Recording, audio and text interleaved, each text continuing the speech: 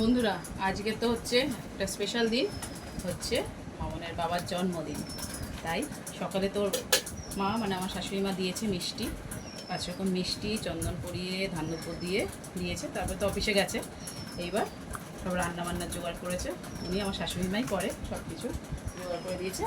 আর করেছি রান্না আমরা, আমার যা আর আমি মিলে দুজনে, আর মামনও করেছে। আজকে আমরা সবাই মিলে এই বাড়ির সবার জন্য হয়েছে মাছের ঝোল। এটা ঝোল ঠিক না, গ্রেভি টাইপের।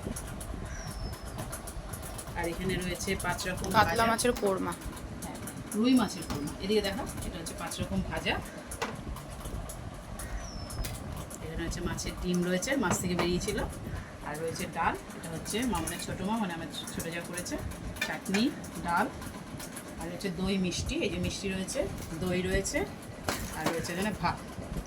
এই হচ্ছে আর ওখানে আছে। এটা একটু স্পেশাল। হ্যাঁ, এই যে পায়েস হয়েছে।